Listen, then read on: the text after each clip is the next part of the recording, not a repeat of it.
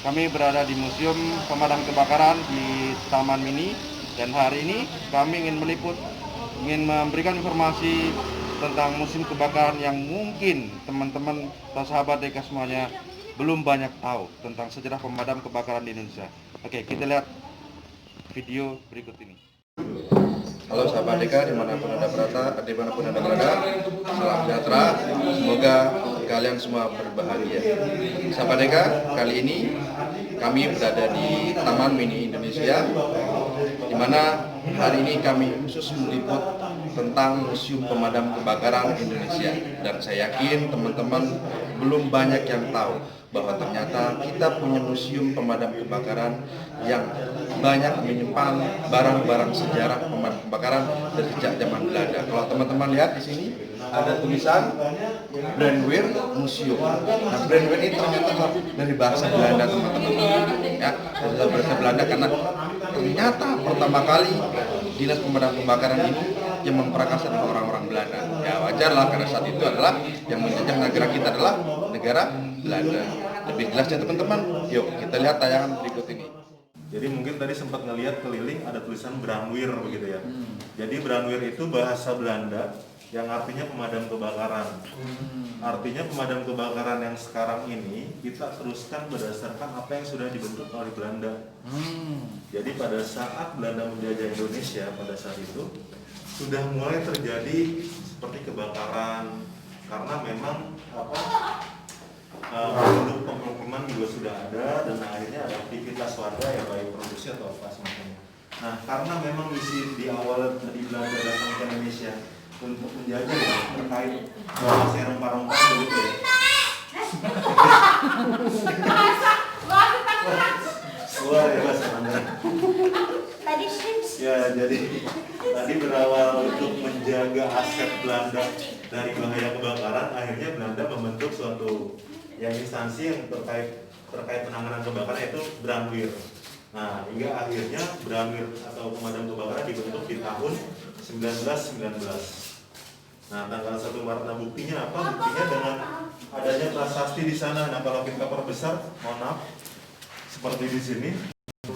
Jadi ini adalah bukti bahwa pemadam kebakaran dibentuk oleh Belanda di tahun 1919 dengan adanya prasasti. Nah, kita sebut prasasti kenapa? Karena ini adalah salah satu bentuk penghargaan warga, khususnya warga Betawi yang diwakili oleh Bapak Muhammad Husni Tamrin, yang memberikan prasasti ini kepada Belanda atau kepada Brandweer. Ini adalah suatu bentuk penghargaan atau kurang lebih rasa terima kasih warga Batavia, warga Betawi pada saat itu kepada Brandweer. Nah, jadi ini di sini terlihat ada tulisan tanda peringatan Brandweer Batavia. Nah, kemudian di sebelah kiri ada angka 1919 adalah tahun terbentuknya Brandweer. Nah, sementara angka 1929 adalah tahun pemberiannya. Jadi pada saat ulang tahun Brandweer yang ke-10 diberikanlah ini. Jadi ini ada 3 paragraf. Kalau misalkan nanti diperbesar seperti ini adalah ejaan lama. Nah, di sini kalau dibacakan seperti ini. Di dalam masa yang sudah-sudah, bahaya api jarang terjaga, habis terbakar, langgar dan rumah, tidak memilih tinggi dan rendah. Jadi kalau kebakaran itu nggak milih-milih Pak ya. Nah, habis terbakar, langgar dan rumah tidak memilih tinggi dan rendah. 10 tahun sampai sekarang, semenjak Brandweer datang menentang, menjadikan kita berhati girang. Rasa terima kasih kami semua warga Betawi. Jadi ini adalah sebuah ungkapan terima kasih kepada Brandweer karena dianggap berhasil dalam proses pemadaman. Jadi tanggal 1 Maret kita jadikan sebagai hari jadi pemadam kebakaran seluruh Indonesia. Gitu. Jadi kurang lebih kalau sekarang 2020 udah 101 tahun Pak pemadam kebakaran ada di Indonesia. Artinya sebelum kemerdekaan Brandweer sudah ada. Nah, kemudian setelah akhirnya merdeka, Brandweer ini diteruskan oleh bangsa kita, bangsa Indonesia, sampai akhirnya berubah menjadi Barisan Pemadam Kebakaran pada saat itu namanya BPK. Nah, terus kemudian untuk anggotanya sendiri memang diambil dari polisi dan tentara Belanda pada saat itu. Nah, untuk tenaga operasionalnya itu diambil dari pribumi. Nah, jadi memang pada saat itu sebenarnya warga atau masyarakat Indonesia atau Indonesia umumnya itu yang bertempat di Batavia kebanyakan warga Betawi, warga Chinese, warga Arab. Nah, warga Betawi ini diajak gabung di Brandir, mereka sudah menolak sampai akhirnya diutus beberapa orang Belanda untuk pergi ke pelabuhan kebetulan banyak kapal-kapal dari seluruh Nusantara datang ke Batavia terkait ya perdagangan dan semacamnya.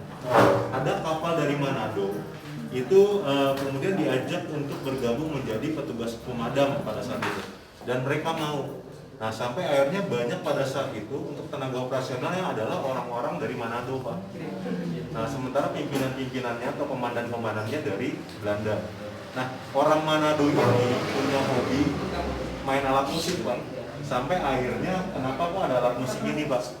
Nah, jadi ini adalah alat musik, boleh Pak geser sedikit? Nah, jadi antara tanjidor atau alat musik ini yang datang dulu ke Batavia itu masih dikaji Pak, karena memang kebetulan mirip seperti itu. Nah, ini adalah yang bambu ini adalah bukan yang kentongan Pak, ini alat musik bambu atau alat musik tiup. Jadi kalau misalkan Bapak Ibu datang ke Anjungan Sulawesi, khususnya Manado, itu bakal menemukan alat musik yang sama seperti ini. Jadi ini adalah cikal bakal terbentuknya korps musik pemadam. Jadi kita punya korsik Pak. Mungkin yang kita tahu korsik itu TNI Polri ya. Nah, korsik sebenarnya korsik tertua di Indonesia adalah korsik pemadam kebakaran. Nanti kita bisa lihat ada fotonya di sebelah sana. Nyanyinya apa tuh nyanyinya? Kenapa Pak? Nyanyi apa?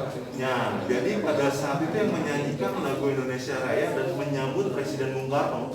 Jadi kan kita merdeka di tahun 45, setuju Pak ya?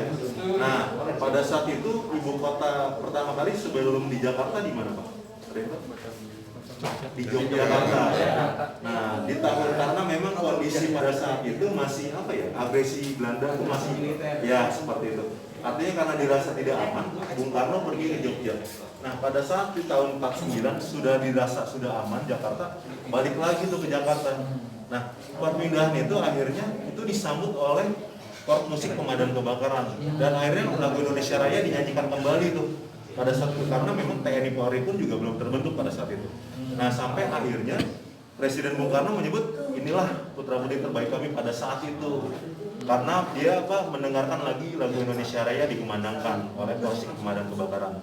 Jadi artinya korsik tertua di Indonesia adalah korsik pemadam kebakaran dibentuk di tahun 1932 Pak. Berarti pemadam kebakaran ini lebih tua daripada TNI Polri. Betul Pak. Yang tapi sayangnya di buku sejarah tuh nggak ada Pak. Nah, ya saya juga baru tahunya setelah masuk di museum Pak. Nah, artinya ini yang kita coba informasikan kepada masyarakat seperti itu. Artinya memang kebakaran ini menjadi permasalahan di kota-kota besar, khususnya ketika sudah ada penduduk, orang bermukim dan aktivitas ekonomi di situ Pak. Nah, artinya pada saat itu pun pemadam kebakaran turut serta adalah penanganan atau pengamanan terhadap bahaya kebakaran. Oke, lanjut lagi Pak. Nah, sampai sini ada yang ditanyakan nggak Pak? Kenapa kok jadi main alat musik? Karena memang kan tugas kita kan siap siaga 24 jam Pak. Jadi sambil mungkin kalau zaman sekarang udah mainan handphone kali ya. Nah, kalau zaman dulu main alat musik sampai akhirnya komandan Belanda melihat oh bisa main alat musik nih petugasnya gitu. Itu udah berapa lama nggak dimainkan? Kalau alat musik ini adalah replikanya Pak. Replika. Aslinya kalau yang aslinya ada di kantor dinas. Ada ya? Ada. Nah, artinya alat musik ini adalah awal. Nah, kalau misalkan yang sekarang digunakan yang seperti ini Pak. Videonya ada yang udah main. Kenapa Pak? Waktu itu ada videonya waktu pemadam momentum musik. Nah, jadi itu masih kita coba gali lagi. Belum ada HP Android. Belum ada. Dokumentasinya masih terbatas gitu. Nah, jadi ini seperti ini Pak. Yang ada foto ya. Nah, fotonya ada. Nah, kalau ini ya sudah menggunakan alat musik yang sudah lengkap, artinya yang sudah modern gitu ya. Alat musik beras. Nah, seperti marching band. Tapi ini pemadam kebakaran. Betul Pak. Berarti pemadam tuh bukan hanya memadamkan api tapi bisa juga main musik ya? Betul. Memadamkan emosi. Sampai sekarang masih aktif. Sekarang? Pada saat kegiatan-kegiatan pramuka juga kita sering diundang kok, Bapak. Pemadam kebakaran main musik? Iya, untuk korsik gitu. Tahu aku juga. Iya. Nah, nanti coba ditanyakan Pak Reza. Pak Reza salah satu Oh anggota iya, dia korsik. main pas. Gitu. Nah, nanti coba ditanyakan gitu. Jadi artinya iya, jadi kebetulan informasi di sini berdasarkan teman dari Kakos gitu. Pak Reza itu atasannya Pak Iya betul. Jadi salah satu atasan saya Pak Reza dan Soalnya saya dulu waktu di Tanjung Balai, saya nongkrongnya di pemadam kebakaran. Karena kan menerima telepon dari cewek kan gratis 113, tinggal telepon aja. Jadi kalau ada yang kebakaran terganggu. Iya, pacarannya di pemadam kebakaran pakai telepon pemadam. Jadi kalau ada orang kebakaran terganggu karena gara-gara saya pacaran di kantor pemadam kebakaran. akhirnya sekarang tahu semua ya. Tanpa kita akhirnya cerita sendiri kan Bapak. Bisa Ya, aja. ya. Jadi memang seperti itu ya. Artinya kalau untuk waktu itu 113 Pak. Kalau sekarang untuk wilayah Jakarta dan sekitarnya itu 112 Pak. Oke. Kalau di luar negeri ada 911. Jadi kalau untuk di Jakarta khususnya 112 ya? 112. Artinya segala jenis informasi baik kebakaran, masalah Itu kan keamanan. gratis itu telepon. Betul Pak. Artinya nanti cukup dengan nomor itu nanti dihubungkan ke satuan kinerja perangkat daerah yang sesuai dengan informasinya kebakaran, ya betul, dinas pemadam. Informasinya kebutuhan medis, misalkan butuh ambulans ke kesehatan, masalah keamanan kepolisian, jadi cukup satu nomor seperti itu. Iya, Pak. Awalnya betul Pak 113 untuk pemadam kebakaran. Gitu. Tempat pacaran. Ya jadi kurang lebih seperti itu. Nah akhirnya kita merdeka sampai akhirnya. Nah ini adalah foto dokumentasi pemadam kebakaran di kantor dinas pemadam. Di Nah, mana tuh Pak Pusat nih? Gambir nih. Di Jalan Jenderal Arifin Pak. Jenderal Arifin itu kalau kita dari Harmoni maju ke Gajah Mada nanti belok kiri ke arah jembatan 5 Pak.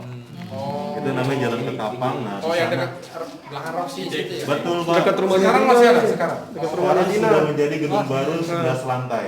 Ini gedung Bukan lama ini lagi nih. di tempat yang sama. Gedungnya dibongkar ganti gedung baru. Tapi tetap pemadam. Lokasinya tetap di situ Tetap dan pemadam. masih jadi pemadam. Oh, di situ ya. Nah, Kirain kalau jadi hotel. jadi ini adalah unit-unit yang di depan ini fotonya kurang lebih seperti ini. Jadi yang di depan itu adalah mobil Isuzu. Ini orang-orang pemadam semua nih. Betul Pak. Jadi pada saat itu memang untuk seragamnya Ada topinya begini juga. Baru tahu saya. betul. Nah, jadi pada saat itu seragamnya warna coklat Pak. Dan rata-rata Kayak PNS ya. betul, karena memang pada saat itu filosofinya filosofi tanah ya, artinya kan ngomong dan ngomong masyarakat ya, mungkin yang masih bertahan sekarang polisi, kelurahan.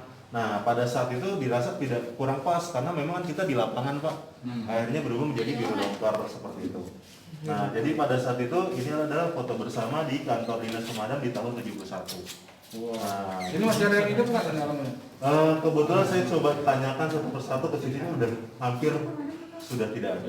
Jadi tahun 71 aja udah mungkin di umur sekitar 40-50 tahun Pak. Sekarang kan di 2020 udah hampir 50 tahun Pak. Gitu. Ya udah hampir tidak ada seperti itu.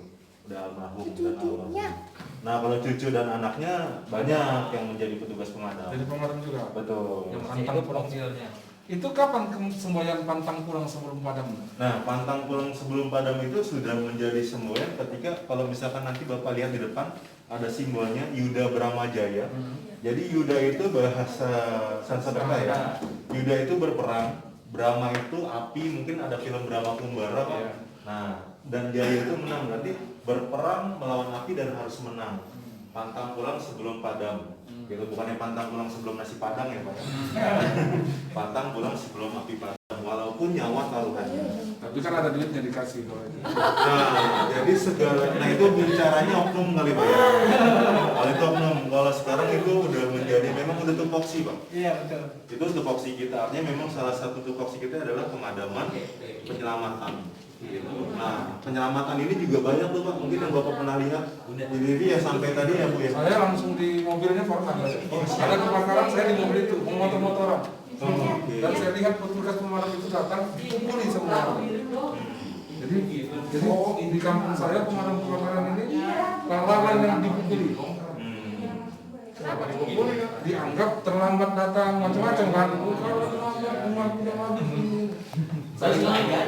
Teman dia ada juga kejadian balik, akhirnya Memang pada saat itu yang pertama masalah komunikasi ya. Dan pada saat ini memang masalahnya ya, terjadi kebakaran sama saya pun pribadi sama. Dan artinya saya ingin informasi pada saat yang terjadi kebakaran apa yang dilakukan bapak-bapak? nyelamatin diri atau enggak kan? Karena dia pikir lari menyelamatkan diri kan? Artinya tidak kepikiran untuk menghubungi petugas pemadam. Kamu tadi minta di atas, kamu udah di sini duluan. Ini tadi asik kan? Pasti teman-teman akan mendapatkan banyak ilmu baru. Jadi jangan lupa teman-teman pantau terus channel Dunia Gini karena akan banyak informasi yang kita berikan kepada teman-teman, kepada sahabat DK benar-benar berada. Pastinya informasinya bermanfaat untuk kalian semua. Sekian dulu dari kami, teman. Salam dari kami, Dunia Gini, Indonesia Manusia Masa Kini.